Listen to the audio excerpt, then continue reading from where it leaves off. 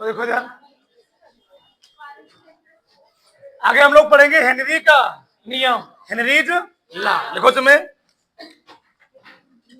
सन 1830 में,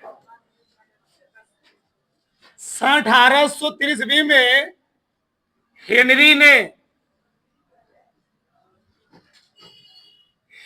ने गैसों की विलेयता,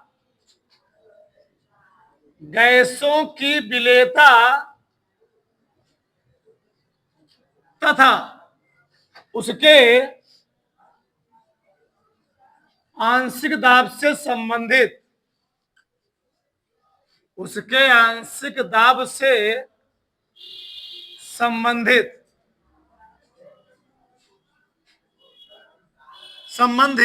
एक नियम दिए, एक नियम दिए, एक नियम दिए जिसे जिसे हेनरी का नियम कहते हैं। हेनरी का नियम, जिसे हेनरी का नियम कहते हैं। नीचे का नियम क्या था? इस नियम के अनुसार, इस नियम के अनुसार किसी किसी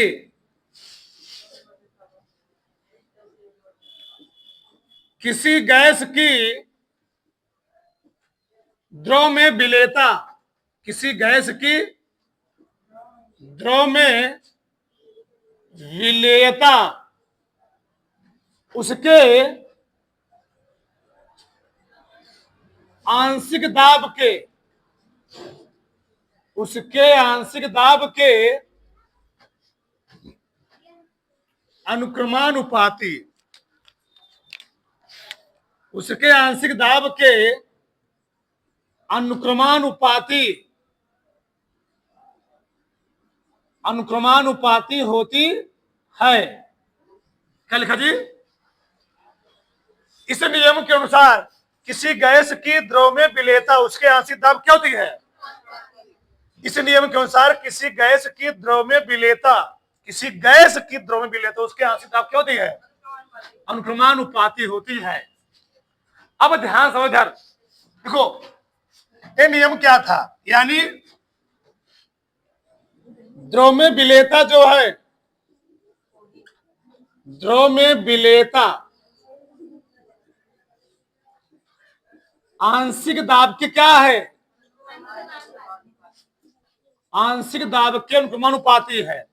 द्रव में विलेयता हम लोग दिखाते हैं यम से। किसे दिखाते हैं? यम से।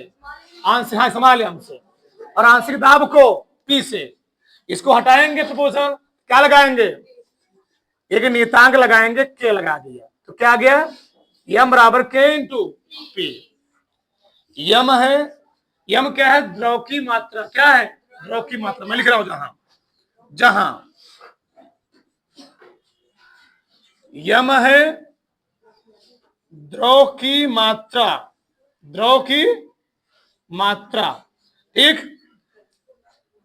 के क्या है? हेनरी नियतांक। के क्या है? हेनरी नियतांक, हेनरी नियतांक। और पी क्या है? ठीक, गैस का आंशिक दाब, गैस का आंशिक दाब, आंशिक दाब। क्या बोला गया इसमें? किसी गैस की द्रव में विलेयता उसके आंशिक दाब क्या होती है? अनुक्रमानुपाती, यानी समानुपाती होती है। विलेयता कोई हम लोग कहते हैं घुलनशीलता। क्या बोलते हैं? घुलनशीलता, घुलनशीलता। सबका ध्यान इधर। मान लो एक कोई पात्र है, क्या है? कोई पात्र है, ठीक। ऐसे एक पात्र है, ठीक। दूसरा पात्र मैंने यहां पर ले लिया, मान लो ये है। ये दो पात्र हैं,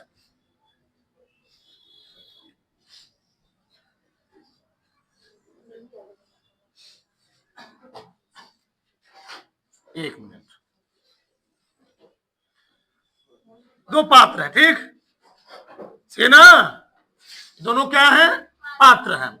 इसमें नीचे मान लो भरा गया है कोई लिक्विड, क्या भरा गया है, लिक्विड भरा गया है। इसमें नीचे भरा है लिक्विड,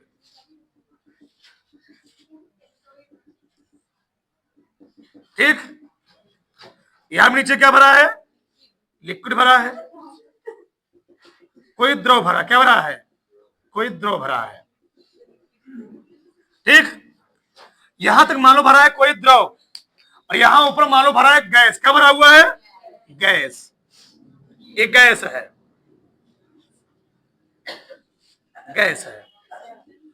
अब इस गैस को, गैस तो ऐसे पानी में घुल रहे, हमने क्या किया, इस पर लगा दिया दाब। ये क्या है, यह पिस्टन, क्या है, पिस्टन है, ठीक। एक पिस्टन से हमने इस पर क्या लगाना शुरू किया, प्रेशर लगाना शुरू किया, प्रेशर, ठीक। चलो, और जब हम प्रेशर अप्लाई करेंगे यहां पर, तो प्रेशर अप्लाई करने से होगा क्या,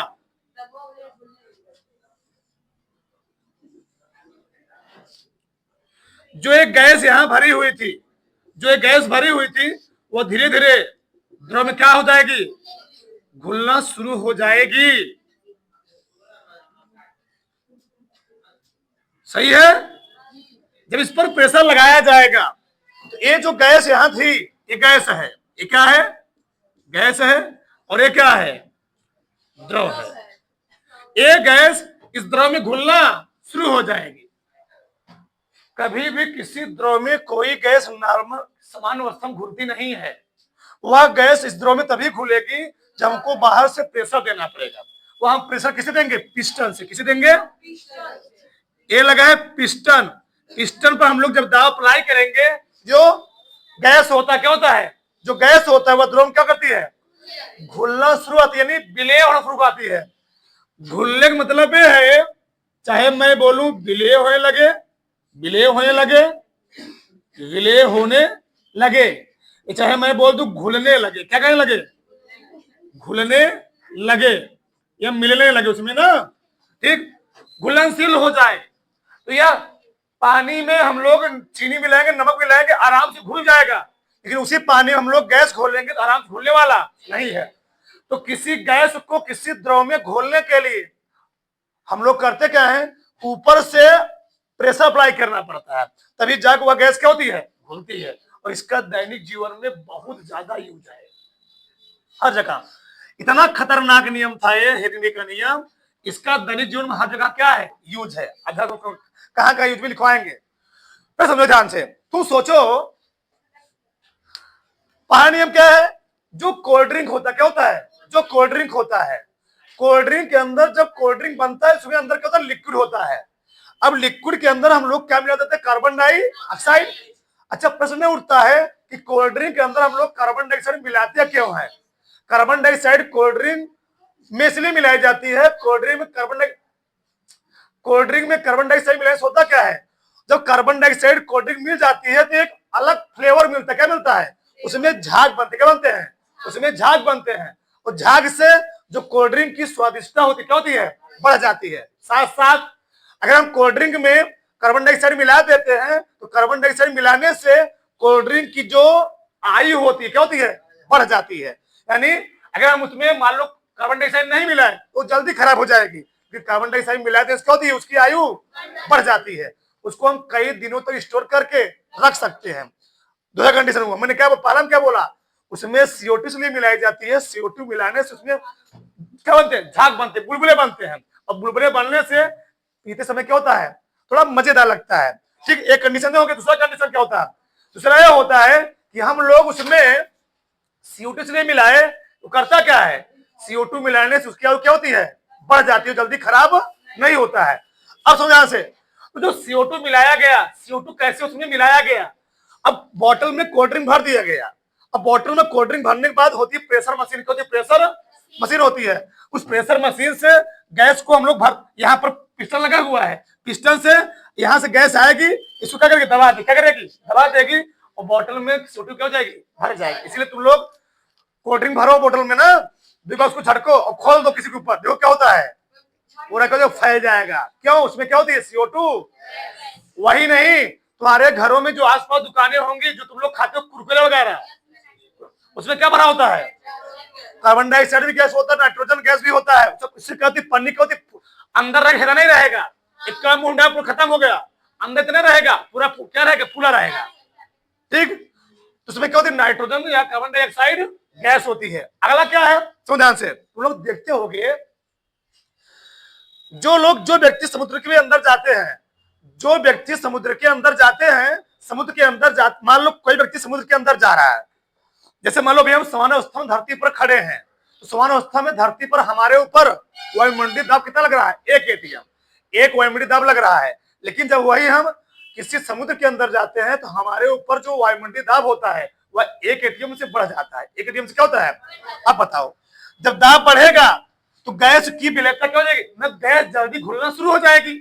अभी हम यहाँ पर हैं, तो हमारे ऊपर वायुमंडलीय दाब क्या है, 1 ATM में सही है, मतलब जिनको जितना हमको ऑक्सीजन लेना चाहिए उतना हमको मिल रहा है, कोई दिक्कत नहीं है। लेकिन जब जैसे हम समुद्र के अंदर गए, तो हमारे अंदर गैस, जो पानी का वायुमंडलीय दाब है, वायुमंडलीय जो दाब है बढ़ता चला गया, पानी दाब बढ़ रहा है प्लस वायुमंडलीय दाब बढ़ रहा है। जब दाब बढ़ेगा, जो वायुमंडल में सबसे अधिक मात्रा में कौन गैस पाई जाती है, नाइट्रोजन गैस, क्योंकि हमारे एटमॉस्फेयर में नाइट्रोजन गैस की मात्रा 78% है।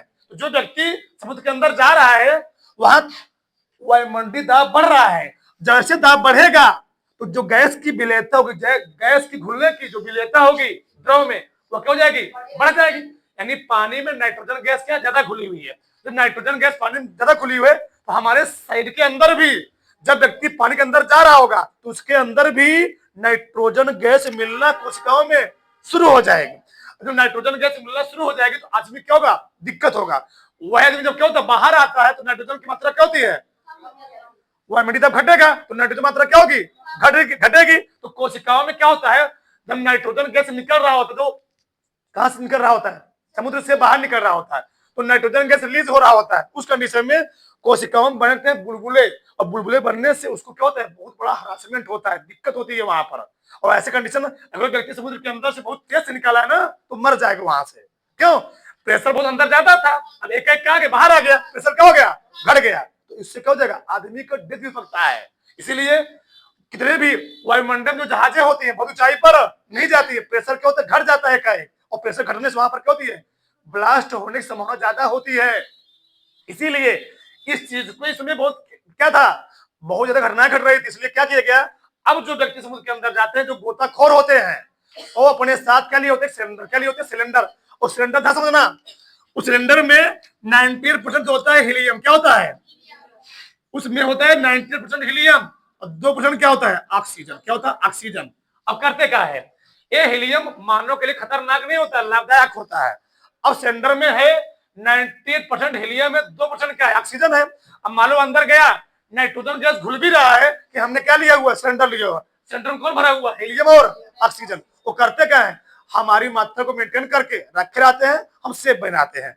अब समुद्र के अंदर हम लोग जितना गहराई पर जाए कोई दिक्कत नहीं है। इसीलिए समुद्र के अंदर जीव जंतु होते, जो मछलियां होती हैं, वह समुद्र के अंदर बहुत गहराई पर नहीं जाती है। क्यों, गहराई पर जाएंगी तो वहां पर जो पानी में ऑक्सीजन की सोलबिलिटी होगी, ऑक्सीजन की जो मात्रा घुली होगी, वह नीचे जाने पर क्या होती, घट जाती है। क्या होती है, घट जाती है। इसीलिए और दबाव बढ़ जाएगा, दबाव बढ़ने से मछलियों पर प्रेशर क्या पड़ेगा, दबाव ज्यादा पड़ेगा। इसलिए क्या होती है, 500 से या 1 किलोमीटर रेंज में क्या होती मछली समुद्र में तैरती रहती है, उसी के रेंज में रहेंगी।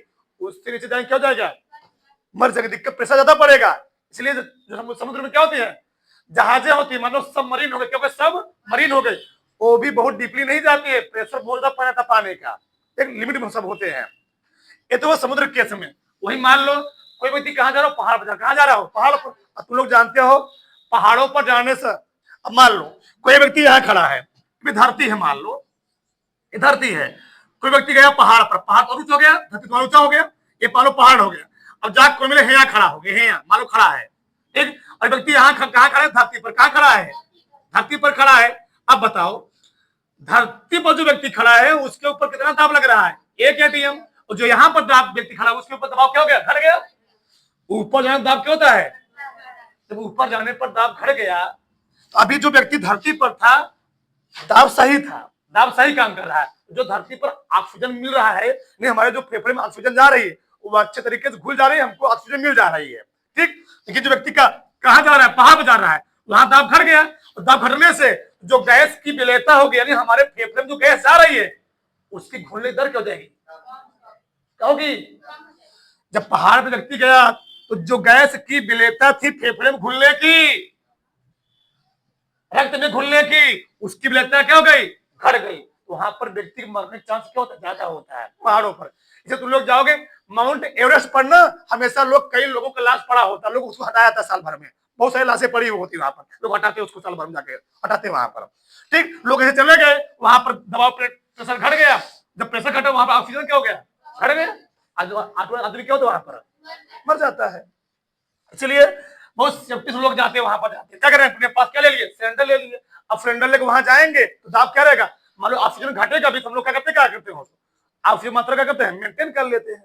कैसे होता है देखो, ये समझो। जैसे मान लो हम धरती पर हैं, अभी हम कहां पर, धरती पर हैं, हम लोग वायुमंडल से ऑक्सीजन नहीं लेते हैं, क्या लेते हैं, एयर लेते हैं। क्या लेते हैं, एयर। तो समझो ध्यान से, यहाँ हमारे वायुमंडल में 78% है नाइट्रोजन, 21% क्या है, ऑक्सीजन, और अन्य सारी गैसें हैं। मान लो 0.3% क्या है, कार्बन डाइऑक्साइड।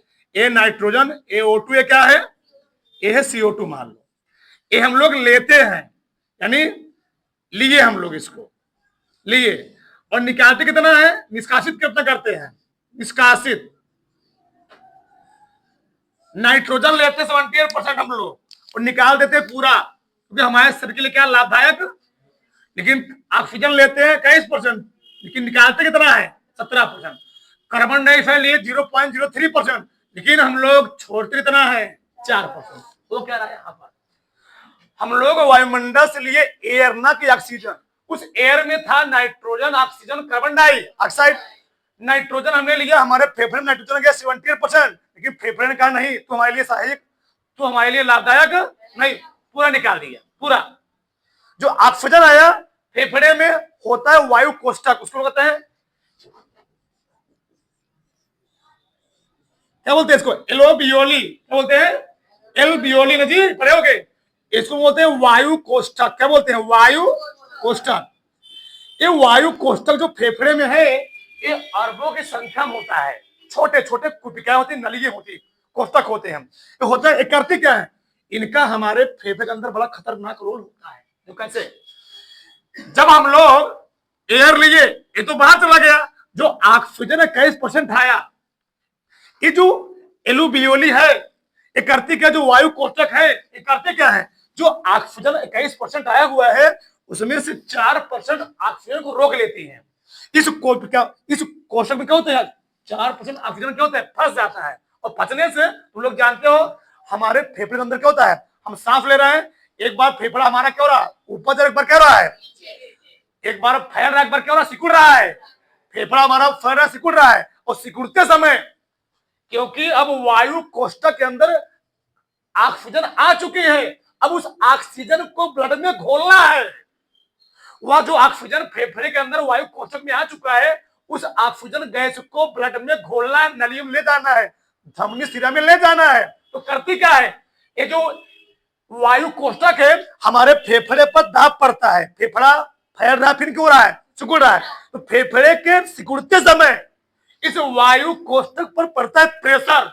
जब प्रेशर पड़ा, जो ऑक्सीजन गैस हुआ वो ब्लड में क्या हो गया, जब दाब बढ़ा, दाब बढ़ने से जो गैस था ब्लड में क्या हुआ, घुल गया। और ब्लड में घुलने से हमारा हार्ट इतना तेज ब्लड को पंप कर रहा है कि वह जो जब उस ऑक्सीजन के साथ, जब उस ब्लड के साथ ऑक्सीजन घुल गया, तो उसी को हम लोग कहते हैं क्या, ऑक्सी हीमोग्लोबिन, यानी वही ब्लड हमारे शरीर के हर कोशिका में क्यों पुनः पहुंच जाती है, ऐसे फैलता है। वह हमारा फेफड़ा इस वायु कोष्ठक पर प्रेशर लगाता है, प्रेशर, और प्रेशर पड़ेगा तो जो कौन सी गैस है, ऑक्सीजन गैस है, वह ऑक्सीजन गैस ब्लड में घुल जाएगी, द्रव में घुल जाए। यही तो है नियम है, प्रेशर बढ़ेगा। प्रेशर कौन बढ़ा रहा है, हमारा फेफड़ा दब रहा है। जब फेफड़ा दबा, वायु कोशक दबे, वायु कोशक के अंदर जो ऑक्सीजन गैस थी वो जा कहां घुल गई? रक्त में घुल गई। रक्त में घुलने से वो क्या बन गया? Oxy haemoglobin. वही ब्लड हमारे शरीर के हर जगह पहुंच जाता है और हमको हमेशा क्या मिलता रहता है? ऑक्सीजन गैस मिलता रहता है।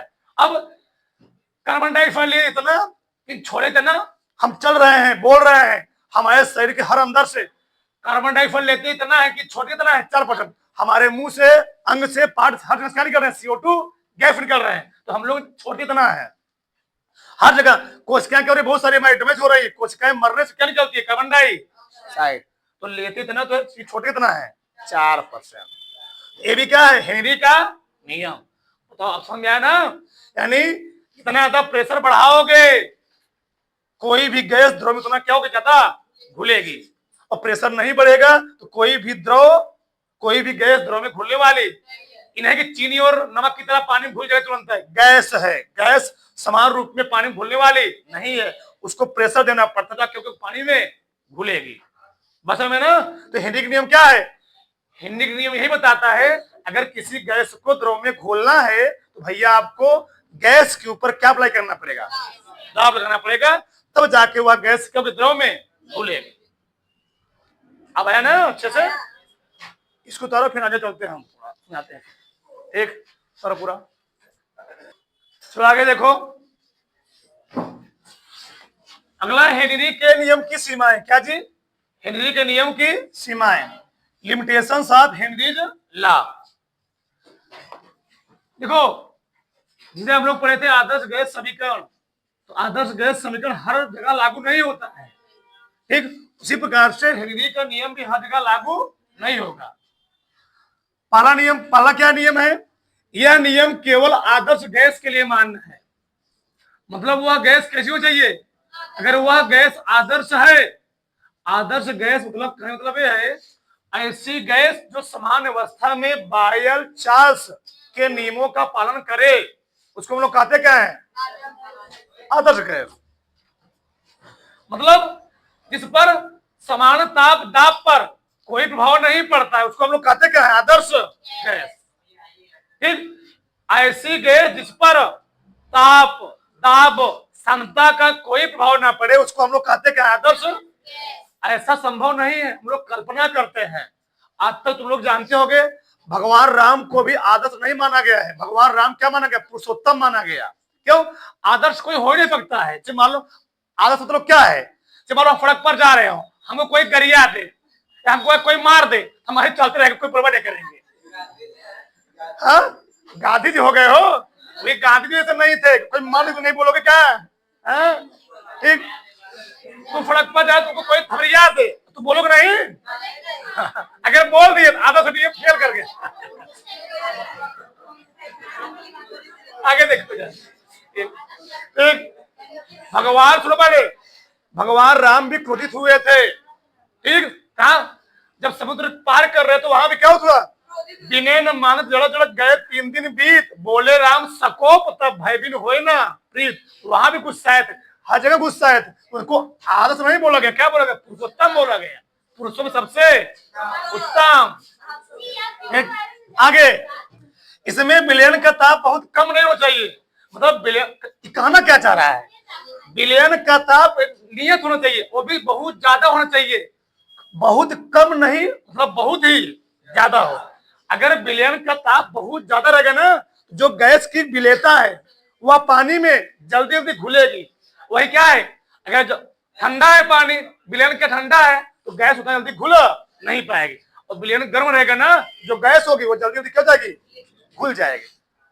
तुम लोग जानते भी होंगे गर्मियों के दिनों में जो मछलियां होती है उनको ऑक्सीजन समुद्र में तालाबों में जल्दी अच्छा मिलता है, मरती नहीं है। लेकिन तुम लोग चले जाओ कहां पर? अंटार्कटिका किधर जाता हुआ? एक है अंटार्कटिका, एक महाद्वीप है ना जी। वहां जाओगे, वहां जो बोलो मत, जो झील होते हैं, जो नदियां होती हैं, पूरा क्या बन जाती है? बर्फ बन जाती है। तो वहां पर जो मछलियां होती है ना, उनको ऑक्सीजन नहीं मिल पाता। क्यों? अभी जब बर्फ बन गया तो ऑक्सीजन कहां मिलेगा? पूरा ऊपर बर्फ जमा हुआ है, तो ऑक्सीजन घुल नहीं पाएगा, तो वहां पर उनको दिक्कत होता है। अब जब टेम्परेचर बढ़ गया तो जो टेम्परेचर बढ़ने से जो ऑक्सीजन गैस होती है पानी में क्या होती है, अच्छे से घुल जाती है। जो जो समुद्र के अंदर क्या होते हैं, जो जीव होते हैं अच्छे से रहते हैं, उसमें ना सेफ रहते हैं वहां पर। तो ये चीज बोल रहा है, इसमें विलयन का ताप बहुत ज्यादा होगा तभी काम करेगा, कम रहेगा तो काम नहीं करेगा। अगला क्या है,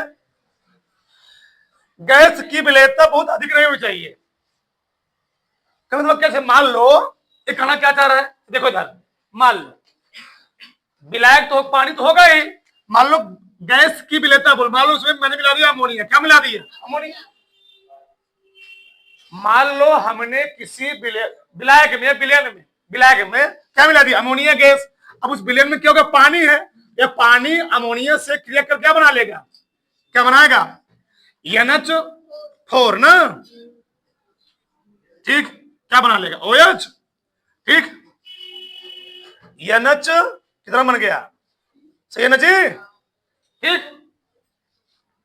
N कितना हो गया है, सही तो है, ये बन जाएगा। बताओ, हमको बनाना तो कुछ अलग कंपाउंड, यहां बन गया अलग कंपाउंड, यानी जो गैस में मिला रहा हूं वह किसमें, विलयन में बहुत अधिक मात्रा में विलायक में अगर घुल जाएगी तो एक अलग कंपाउंड बना लेगा, जो हमारे लिए क्या अच्छा नहीं है।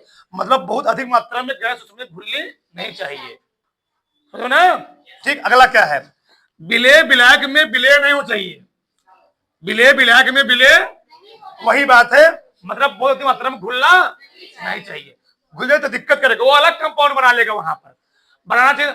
हमारा मकसद बनाने कुछ बन गया कुछ और, इसलिए कहा जाता है कि क्या कहता है, चांदी के चम्मच में कभी अंडे को नहीं खाना चाहिए, वो अलग क्रिया कर लेता है, समझ ना, चांदी के चम्मच में अंडा नहीं खाना चाहिए, अंडा समझ ना, वो अलग क्रिया कर लेता है। चलो आगे, एक क्या देखो, यह नियम उन गैसों पर लागू होता है जो विलायक से क्रिया नहीं करते, यह नियम केवल उन्हीं पर लागू होगा जो विलायक से क्रिया, तीनों बात देखिए समझ लो, ठीक। अगला, ठीक, अगर विलायक से क्रिया कर लेंगे, ठीक, तो क्या होगा, वह नियम फेल कर जाएगा।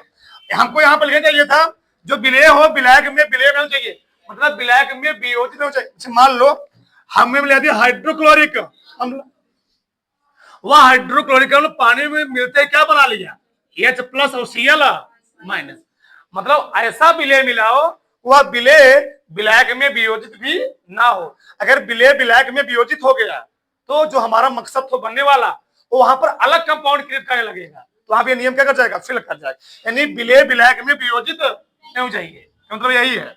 अगला क्या है, यह नियम उन गैसों पर लागू होता है जो विलायक से क्रिया नहीं करते हैं। ऐसा गैस होना चाहिए जो विलायक से क्रिया ना करे, क्योंकि विलायक से क्रिया कर लेगा ना तो एक अलग क्या बन जाएगा, हाँ। विलयन कैसा होना चाहिए, विलयन बहुत गाढ़ा नहीं चाहिए, विलयन क्या चाहिए, पतला होना चाहिए, तो कोल्ड ड्रिंक पतला होता है, पतला होता है, विलयन तनु होना चाहिए, ठीक।